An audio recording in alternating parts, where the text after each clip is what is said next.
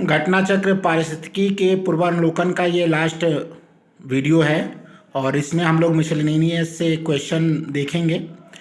अगर आपने इससे पहले के वीडियो नहीं देखे हैं तो जाइए, चैनल पे सारे वीडियोज पड़े हुए हैं इन्वायरमेंट इकोलॉजी के, घटना चक्र के, क्वेश्चन आंसर के, और RO MPSC BPSC सबके लिए ये वीडियो बहुत इंपॉर्टेंट है। आइए तो क्वेश्चन शुरू करते हैं। पहला क्वेश्चन है, निम्नलिखित में से कौन सी एजेंडा 21 की सही परिभाषा है? ऑप्शन ए, यह मानवाधिकारों की रक्षा हेतु UNO की कार्य योजना है।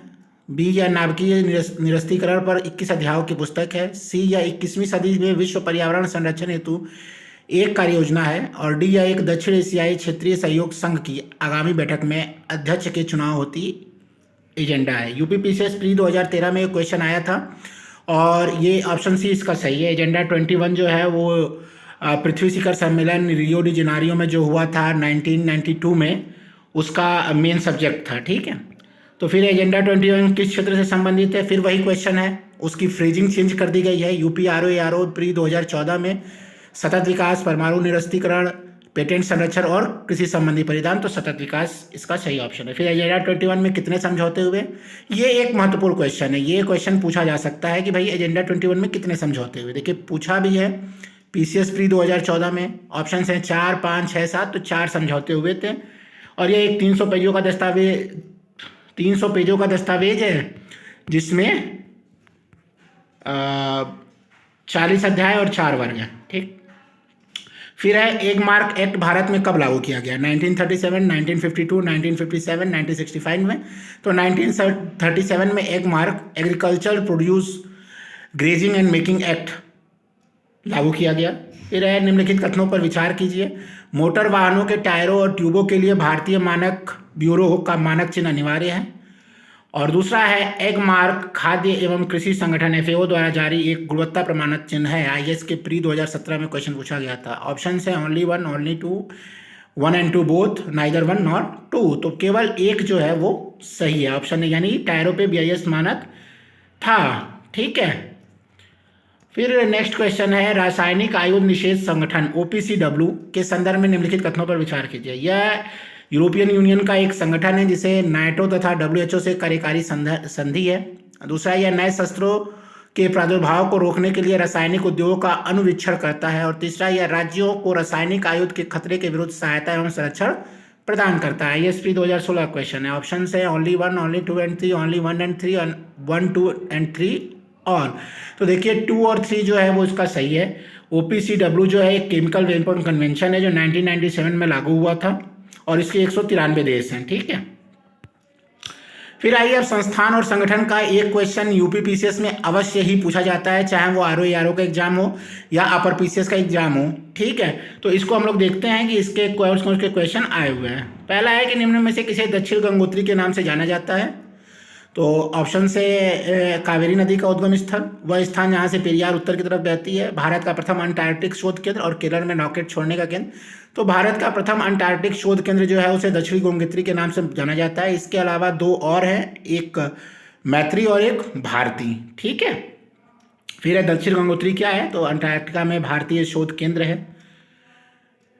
फिर एक क्वेश्चन, अंटार्कटिका में भारत के तृतीय शोध केंद्र का क्या नाम है? भारती, स्वागतम, हिंदुस्तान और मैत्री। तो भारती जो है वो तृतीय शोध केंद्र का नाम है। निम्नलिखित में से कौन सा अंटार्कटिका में भारत का स्थायी और उसके द्वारा परिचालित अनुसंधान स्टेशन है? पहला, भारती और आर्य, दूसरा, भारती और दक्षिणी गंगोत्री, तीसरा, भारती और मैत्री, और चौथा, दक्षिणी गंगोत्री और मैत्री। तो भारती और मैत्री जो है वो परिचालित है। ठीक है, अभी फिर मैच द फॉलोइंग, एक तरफ संस्थान है, दूसरी तरफ स्थान है।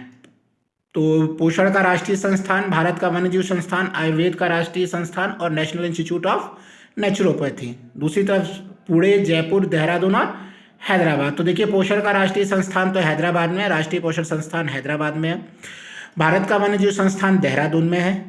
आयुर्वेद का राष्ट्रीय संस्थान जो है वो जयपुर में है और नेशनल इंस्टीट्यूट ऑफ नेचुरोपैथी जो है वो पुणे में है। तो इस हिसाब से A का 4 हो गया, B का 3 हो गया, C का 2 हो गया और D का 1 हो गया। ऑप्शन D सही है। फिर मैच ऑफ द फॉलोइंग था, एक तरफ मिशन है और एक तरफ प्रारंभ करने का वर्ष है। मिशन है राष्ट्रीय संवर्धित ऊर्जा क्षमता मिशन, राष्ट्रीय जल मिशन, राष्ट्रीय हिमालयी पारिस्थितिकी संपोषण मिशन और राष्ट्रीय सतत कृषि मिशन। वर्ष दिए हैं 2009, 2011, 2014 और 2008। यूपी आरओ मेंस 2016 में इसे पूछा गया है। ठीक है, तो देखिए इसने क्वेश्चंस का जो आंसर दिया है उसको स्टार लगाया, इसका मतलब आंसर में कुछ गड़बड़ी है। ठीक है, तो इसका हम लोग देख लेते हैं कि भाई जो राष्ट्रीय संवर्धित ऊर्जा क्षमता मिशन है वो 2010 में इसकी बैठक हुई थी और 2010-12 के लिए ये 12वीं पंचवर्षीय ऊर्जा में नामित हुआ, तो यही एक गलत है। ठीक है, 2009 की जगह 2010 होना चाहिए था। ठीक, फिर यहाँ देखते हैं निम्नलिखित में से कौन सा सही सुमेलित नहीं है। परिस्थिति विज्ञानों का केंद्र बेंगलुरु एकदम सही है। फिर है भारतीय वन्य प्राणी संस्थान देहरादून एकदम सही है। भारतीय वन प्रबंधन संस्थान कोलकाता नहीं, कोलकाता में नहीं है, ये भोपाल में है। और फिर है हिमालयी पर्यावरण एवं विकास का गोविंद वल्लभ पंत संस्थान अल्मोड़ा, ये बिल्कुल सही, तो ऑप्शन सी जो है वो करेक्ट है। नेक्स्ट क्वेश्चन है केंद्रीय शुष्क क्षेत्र अनुसंधान संस्थान काजरी अवस्थित है अहमदाबाद में, बेंगलुरु में, हैदराबाद में, जोधपुर में, तो जोधपुर में काजरी का मुख्यालय अवस्थित है। फिर है central arid zone research institute स्थित है, भाई काजरी का ही फुल फॉर्म लिख दिया है, तो ये जोधपुर में है। ठीक है, फिर Indian institute of ecology and environment अवस्थित है नई दिल्ली में, मुंबई में, कोलकाता में, तिरुवनंतपुरम में। पीसीएस मेंस 2016 का क्वेश्चन है, तो ये नई दिल्ली में अवस्थित है। फिर निम्नलिखित नगरों में से किसमें Indian institute of ecology and environment स्थित है, तो नई दिल्ली में। यूपी आरओ मेंस का क्वेश्चन है 2014 का। फिर निम्नलिखित में से किसमें पर्यावरण सूचना प्रणाली एनविस का जनसंख्या एवं पर्यावरण केंद्र स्थित है, आईआईटी खड़गपुर, आईआईटी नई दिल्ली, आईआईपीएस मुंबई और एनआईआरएस देहरादून, तो आईआईपीएस मुंबई में ये स्थित है। अब पुरस्कार जो पर्यावरण से संबंधित पुरस्कार हैं, देखिए मोस्टली इसमें जो पुरस्कार पूछे जाते हैं वो तो करंट से रिलेटेड होते हैं।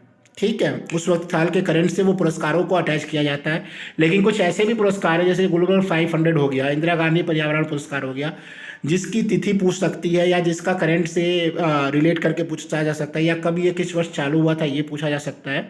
तो हम लोग इस क्वेश्चंस को भी इनके देखते हैं। पहला क्वेश्चन है प्रत्येक वर्ष दिए जाने वाला इंदिरा गांधी पर्यावरण पुरस्कार का आधार क्या है। ऑप्शन है पर्यावरण के क्षेत्र में सार्थक योगदान, वन रोपण के क्षेत्र में उत्कृष्ट योगदान, बंजर भूमि के विकास में उत्कृष्ट योगदान और वन जीव के संरक्षण एवं अनुसंधान के क्षेत्र में अनुकरणीय कार्य, तो ऑप्शन ए सही है, पर्यावरण के क्षेत्र में सार्थक योगदान। फिर है विज्ञान के निम्नलिखित क्षेत्रों में से किस एक में बोरेलॉग पुरस्कार दिया जाता है, औषधि, अंतरिक्ष अनुसंधान, कृषि और परमाणु भौतिकी, तो बोरेलॉग नॉर्मन बोरेलॉग जो थे वो प्रथम हरित क्रांति जो विश्व में हुई थी उसके प्रणेता थे, तो ये कृषि के लिए दिया जाता है। सेम वही क्वेश्चन कि नॉर्मन बोरेलॉग के किस क्षेत्र में नोबेल पुरस्कार प्रदान किया गया, यूपी पीसीएस प्री 2018 में, तो दो किए। कृषि ऑप्शन दिया है लेकिन कृषि नहीं होगा क्योंकि कृषि का कोई नोबेल दिया ही नहीं जाता है। नोबेल 5 चीज़ों का दिया जाता है, किस किस चीज़ों का दिया जाता है आप कमेंट करके बताइए। ऑप्शंस हैं यहाँ पे जो क्वेश्चन का है वो कृषि, अर्थशास्त्र, औषधि और शांति, तो शांति का नोबेल नॉर्मन बोरेलॉग को दिया गया था। फिर प्रतिष्ठित टायलर पुरस्कार किस क्षेत्र में प्रदान किया जाता है, नाटक, महिलाओं का अधिकार, बच्चों का अधिकार, पर्यावरण सुरक्षा, तो पर्यावरण सुरक्षा के लिए टायलर अवार्ड दिया जाता है। ठीक है, फिर है राजीव गांधी पर्यावरण पुरस्कार दिया जाता है श्रेष्ठ योगदान के लिए।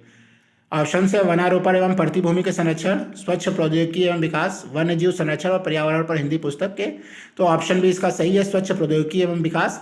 चूंकि आप इसको ऐसे भी रिलेट कर सकते हैं कि राजीव गांधी जो थे वो इंटरनेट रेवोल्यूशन के प्रणेता थे भारत में, उन्हीं के समय में भारत की जो इंटरनेट नीति है वो बनी, संचार नीति, बाद में वो संशोधित भी होती रही, तो स्वच्छ प्रौद्योगिकी एवं विकास इससे रिलेट कर रहा है। फिर ग्लोबल 500 पुरस्कार प्रदान किए जाते हैं जनसंख्या नियंत्रण के लिए, आतंकवाद के विरुद्ध अभियान के लिए, पर्यावरण प्रतिरक्षा के लिए और मादक पदार्थों के विरुद्ध अभियान के लिए, तो हम लोग जानते हैं ग्लोबल 500 पुरस्कार पर्यावरण प्रतिरक्षा के लिए दिया जाता है।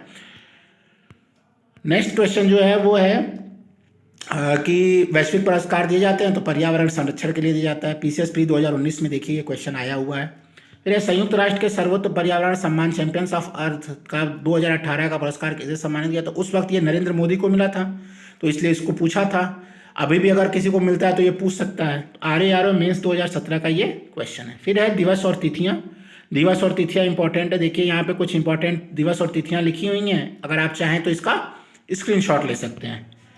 ठीक है, पहला क्वेश्चन है विश्व पर्यावास दिवस मनाया जाता है 21 मार्च को, 23 मार्च को, 5 जून को, 5 अक्टूबर को, तो भैया विश्व पर्यावास दिवस जो है वो 5 अक्टूबर को ना होकर 4 अक्टूबर को मनाया जाता है, आप याद कर लें। फिर है विश्व तंबाकू निरोध दिवस प्रतिवर्ष मनाया जाता है तो 31 मई को मनाया जाता है, ऑप्शन डी इसका सही है। फिर 19 नवंबर को निम्नलिखित में किस दिवस के रूप में मनाया, तो 19 नवंबर को विश्व शौचालय दिवस के रूप में मनाया जाता है।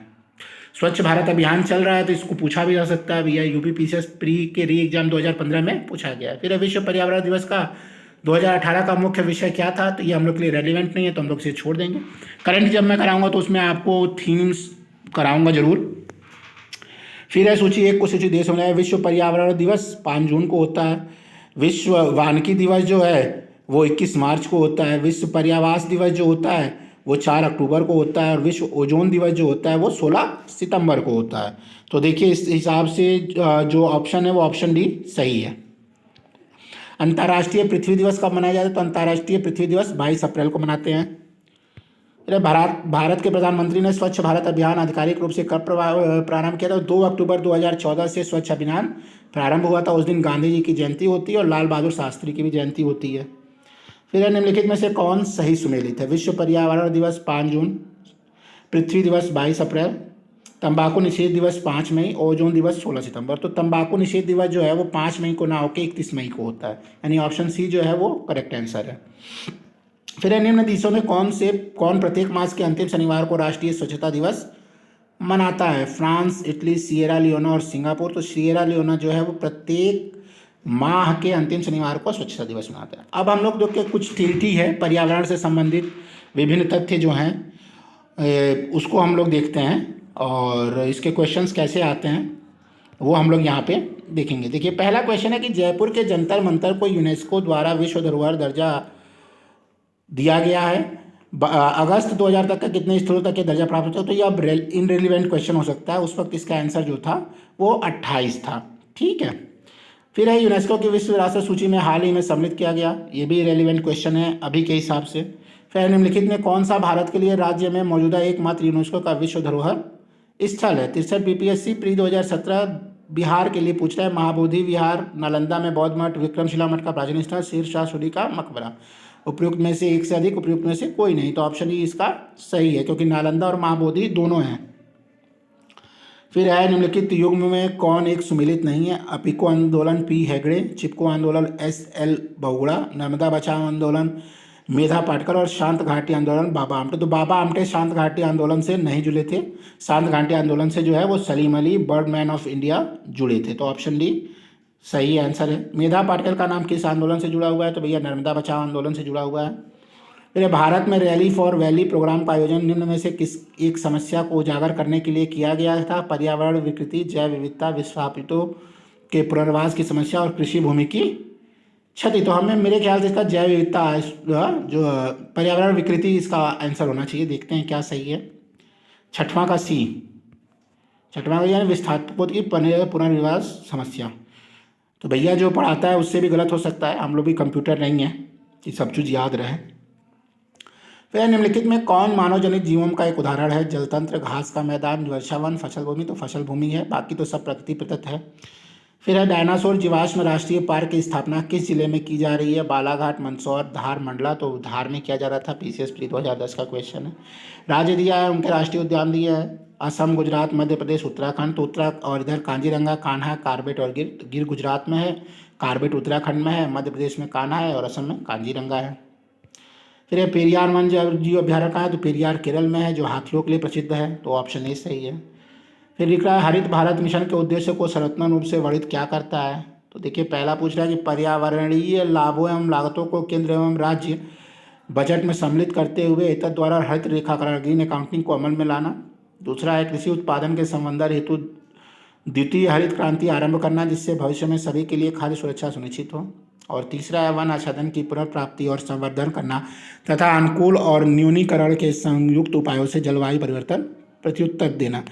ऑप्शन से only 1, only 3, only 2 and 3, all of the above. तो ऑप्शन सी सही है, केवल 3 इसमें सही है। फिर है प्राकृतिक आपदा हास्यकरण का अंतर्राष्ट्रीय दशक माना जाता है 1991 से 2000, 1981 से 1990 और 2001 से 2010, 2011 से 2020। तो ये माना जाता है 1990 से 1999, जो ऑप्शन में नहीं है। फिर आपदा प्रबंधन एक्ट कब बना, 2006, 2003, 2005, 2009। एमबीपीसीएस प्री 2020 में पूछा है, तो आपदा प्रबंधन डिजास्टर मैनेजमेंट एक्ट जो बना था वो 2005 में बना हुआ था और 2006 से ये प्रभावी हुआ। फिर है राष्ट्रीय आपदा प्रबंधन प्राधिकरण का गठन कब हुआ, तो 2005 से। वह निम्न में से कौन सा आपदा के बाद का उपाय है, पुनर्निर्माण, योजना और नीतियाँ, पूर्व चेतावनी, क्षेत्रीकरण। तो पुनर्निर्माण आपदा के बाद का उपाय है। फिर है निम्नलिखित में से किसे मेगा डाइवर्स देश के रूप में देखा जाता है, न्यूजीलैंड, ऑस्ट्रेलिया, नेपाल, ऑस्ट्रिया। तो ऑस्ट्रेलिया जो है उसे हम लोग मेगा डाइवर्स देश के रूप में देखते हैं, जहाँ पृथ्वी के पे उपस्थित अधिकांश प्रजातियाँ जो हैं वो पाई जाती हैं। फिर निम्नलिखित में कौन सदाबहार फल का वृक्ष है, सेब, बादाम, आड़ू और लोकार्ड। तो लोकार्ड जो है वो एक सदाबहार वृक्ष फल का वृक्ष है जो जापान में पाया जाता है। ठीक। फिर है मौसम अनुश्रवण युक्ति सोडार स्थापित है जयपुर में, चंडीगढ़ में, कटक में, कैगा तथा पलक्कम में। तो ये जो है कैगा में स्थापित है। ठीक है। फिर है देश में विंटर लाइन की प्राकृतिक परिघटना किस नगर में दृश्यमान होती है, शिमला, दार्जिलिंग, मसूरी और नैनीताल। तो मसूरी में जो है वो विंटर लाइन की प्राकृतिक परिघटना जो है वो दृश्यमान होती है और ये अक्टूबर से जनवरी के बीच में ही दृश्यमान होती है।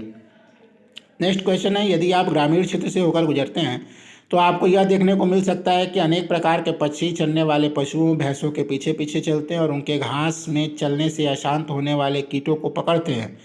निम्नलिखित में कौन सा एक ऐसा ही पक्षी है, पहला चित्रिक बालक, साधारण मैना, काली गर्दन वाला सारस। एक और दो, केवल दो, दो और तीन और केवल तीन। तो साधारण मैना जो है वो एक ऐसी ही पक्षी है, यानी ऑप्शन 2 जो है वो करेक्ट है।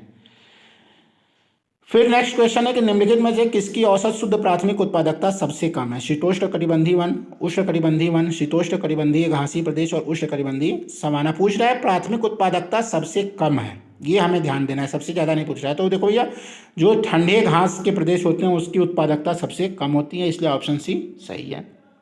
मेरा भारत का राष्ट्रीय सामुद्रिक पार्क स्थित है कच्छ में, सुंदरबन में, चिल्का झील में, निकोबार द्वीपों में। तो कच्छ में भारत का राष्ट्रीय सामुद्रिक पार्क स्थित है। फिर भीतरकनिका किस जिले में है, तो उड़ीसा में भीतरकनिका है। अच्छा, भीतरकनिका क्यों प्रसिद्ध है ये आप कमेंट करिए।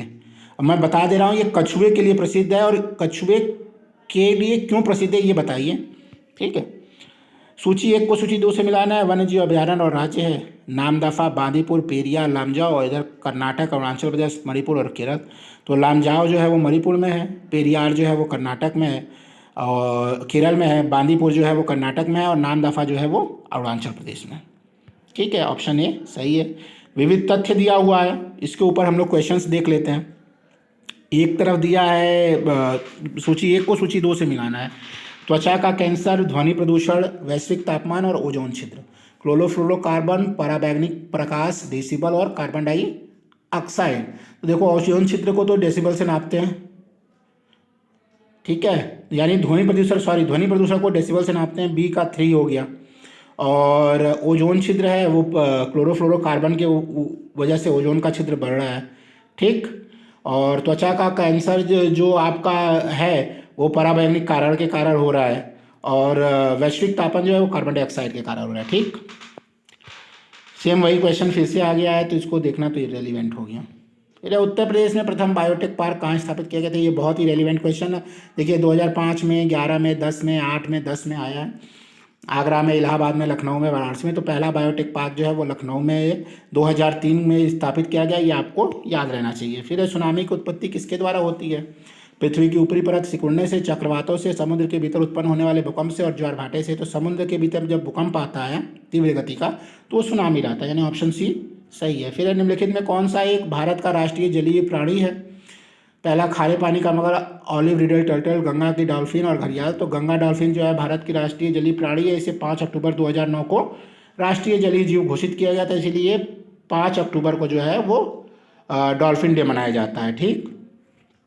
फिर एक क्वेश्चन है, मौसम विज्ञान संबंधी प्रेषण के लिए निम्न में से किसके गुब्बारों को भरने में उपयोग में लाया जाता है, oxygen, carbon dioxide, methane, helium. Helium एक हल्की गैस होती है जो ऊपर तक जाती है, गुब्बारों में अगर भर दी जाए तो ऑप्शन डी इसका सही है। फिर मानवीय जनसंख्या का श्रेष्ठ जीवन यापन के लिए निम्न में से कौन सा कदम सर्वाधिक महत्वपूर्ण है, वनारोपण, खनन कार्य पर रोक, वन्य जंतुओं का संरक्षण और प्राकृतिक संसाधनों के प्रयोग को कम करना। तो वनारोपण जो है वो इसका सही आंसर है। फिर है कि अगर किसी क्षेत्र का लैंडसेट आंकड़ा आज मिलता है तो उसके पश्चिम में स्थित क्षेत्र का आंकड़ा कब उपलब्ध होगा, झारखंड पीसीएस 2013 क्वेश्चन है। ऑप्शन दिए हैं, उपराग्रह की दूसरी कक्षा के द्वारा उसी दिन, उसी समय दूसरे दिन, उसी समय कुछ दिनों बाद और परिवर्तनीय एवं नियंत्रणीय समय के बाद। तो ऑप्शन सी इसका सही है। निम्नलिखित में से किस हरिकेन ने 2012, इरेलीवेंट क्वेश्चन है ये, हम लोग का उस वक्त का करंट है। फिर निम्न में से किसे डायनासोर का कब्रिस्तान कहा जाता है? चीन, मोन्टाना, अर्जेंटीना और ब्राज़ील। तो मोन्टाना जो है पश्चिम अमेरिका का एक राज्य है जहाँ जिसे डायनासोर का कब्रिस्तान हम लोग कहते हैं। फिर इकोमार्क योजना 1991 में उपभोक्ताओं को ऐसे उत्पादों को खरीदने के लिए प्रोत्साहित करने हेतु आरंभ की गई जिनका पर्यावरणीय प्रभाव कम हानिकारक हो। निम्नलिखित उपभोक्ता उत्पादों में से कौन सा इस योजना के अंतर्गत अधिसूचित नहीं है? पहला साबुन एवं अपमार्जक, दूसरा कागज एवं प्लास्टिक, तीसरा सौंदर्य प्रसाधन एवं रोसॉल, और डी औषधि और प्रतिजैविकी, यानी औषधि और एंटीबायोटिक इसमें नहीं है। पीसीएस प्री 2013, आप इसको याद कर लीजिए, ठीक है। ये क्वेश्चन बहुत ही रेलिवेंट है, आ सकता है। फिर है भारत में पूर्व संवेष्टित प्रीपैक्ड वस्तुओं के संदर्भ में खाद्य सुरक्षा और मानक विनिमय 2011 के अनुसार किसी निर्माता को मुख्य लेबल पर निम्नलिखित में से कौन सी सूचना अंकित करनी अनिवार्य है? पहला संगठकों की सूची जिसमें संयोजी शामिल है, दूसरा पोषण विषयक सूची, तीसरा चिकित्सा व्यवसाय द्वारा की गई किसी एलर्जी प्रतिक्रिया के संभावना के संदर्भ में संस्तुति यदि कोई हो, और चौथा शाकाहारी एवं मांसाहारी। ऑप्शन है 1, 2, 3, 2, 3, 4, 1, 2, 4 और 1 और 4। तो एकदम साफ आप देखिए, पहले तो क्या आप अगर कोई चिप्स का पैकेट या कुछ भी खाते हैं तो क्या उसमें होता है? पहले तो जो इसमें इंग्रेडिएंट हैं वो शामिल होते हैं, यानी एक सही है। किससे कितनी कैलोरी मिलेगी, कितना प्रोटीन मिलेगा, कितना विटामिन मिलेगा, ये भी आपका पैकेट्स पे रहता है। चिकित्सा व्यवसाय द्वारा कोई एलर्जी प्रतिक्रिया दी गई है क्या? नहीं, ये नहीं दी जाती है। और शाकाहारी और मांसाहारी है, ये चिन्ह भी दिया रहता है, यानी 1, 2, 4 इसका सही ऑप्शन है। वो किस ऑप्शन में सही आंसर है? वो ऑप्शन सी में, ऑप्शन सी सही है। फिर है कौन सा भारतीय वैज्ञानिक यूएनईपी द्वारा फादर ऑफ इकोनॉमिक इकोलॉजी अभिमत है? BP Pal, Yash Pal, MS Swaminathan, R Mishra. तो एमएस स्वामीनाथन नहीं भी कोई जानता होगा तो इसको मार सकता था। फिर प्रायद्वीपीय भारत निम्न हिमयुगों में से किस युग में हिमानीकृत हुआ? ह्यूरोनियन हिमयुग, कार्बोनिफेरस हिमयुग, प्लिस्टोसिन हिमयुग और लिटिल हिमयुग। तो प्लिस्टोनिस हिमयुग में हम लोग जो है वो हिमानीकृत हुए। फिर है BNHS, Bombay natural history society के संदर्भ में निम्नलिखित कथनों पर विचार कीजिए। यह पर्यावरण एवं वन मंत्रालय के अधीन एक स्वायत्त संगठन है। यह क्रिया आधारित अनुसंधान, शिक्षा एवं लोक जागरूकता के माध्यम से प्रकृति को बचाने का प्रयास करता है। और तीसरा, यह आम जनता की प्राकृतिक खोज यात्राओं और शिविरों के आयोजन का संचालन करता है। ऑप्शन से केवल 1 और 3, केवल 2, केवल 2 और 3 और केवल 1, 2 और 3। तो देखिए 2 और 3 जो ऑप्शन है वो सही है। फिर इनमें से कौन सा पौधा नाइट्रोजन स्थिरीकरण में सहायक नहीं है? चना, मटर, सेम, धान। युक्त में से कोई नहीं। तो हमें जानते हैं जितने फली वाले पौधे होते हैं वो नाइट्रोजन स्थिरीकरण के लिए सहायक होते हैं। तो धान जो है वो फली वाला पौधा नहीं है, चना, मटर, सेम है, तो धान इसका सही आंसर होगा। फिर है भारत के सबसे बड़े चरखे के संदर्भ में निम्नलिखित में से कौन सा कथन सही है? इसका उद्घाटन नोएडा में हुआ। यह उपयोग में किए हुए प्लास्टिक के कचरे से बना था। ऑप्शन से केवल 1, केवल 2, 1 और 2 दोनों, ना तो 1 ना तो 2, और उपयुक्त में से कोई नहीं। तो 1 और 2 दोनों था, उस वक्त का करंट था। पीसीएस प्री 2019 में पूछा गया था। ऐसी चीज़ें भी पीसीएस पूछता है, उसका बहुत ज़्यादा ध्यान रहता है कि कौन सा झंडा बड़ा है, कौन सा चरखा बड़ा है, यूएन की कौन सी मतलब किस वर्ष की जयंती मनाई जा रही है। जैसे 2022 को मिलेट्स मनाया गया, 2023 को, ठीक है। हाल में कितने भारतीय समुद्र तटों को ब्लू फ्लैग सर्टिफिकेशन के लिए अनुशासित? 2020 का करंट है, इरेलीवेंट है अभी तो। फिर है भारत में मिट्टी बचाओ आंदोलन कहाँ से प्रारंभ हुआ? थाने महाराष्ट्र, मैसूर कर्नाटक, दरभंगा बिहार, होशंगाबाद मध्य प्रदेश। तो होशंगाबाद मध्य प्रदेश से भारत में मिट्टी बचाओ आंदोलन शुरू हुआ था, याद कर लीजिए। फिर विश्व सर्वाधिक समस्यात्मक जलीय घास फूस है? इकॉर्निया, ट्रैम्पा, वोल्फिया, एजोला। इकॉर्निया जो है वो विश्व की सबसे ज़्यादा समस्या पैदा करने वाली घास फूस है, ठीक है। ये अमेज़न में पाई जाती है, लेकिन इसे बंगाल का भी आदत कहा जाता है। और इसी के साथ हम लोग का जो घटना चक्र का इन्वायरमेंट सीरीज है वो ख़त्म हो गया है। और आई होप आपने इससे बहुत कुछ सीखा होगा और इसके क्वेश्चंस को आप बार बार रिवाइज करेंगे, वीडियो को बार बार के देख के। और अगर आपको कुछ सुझाव देना है तो कमेंट करिए, वीडियो को लाइक करिए, शेयर करिए, कमेंट करिए और चैनल को सब्सक्राइब करिए। Thank you.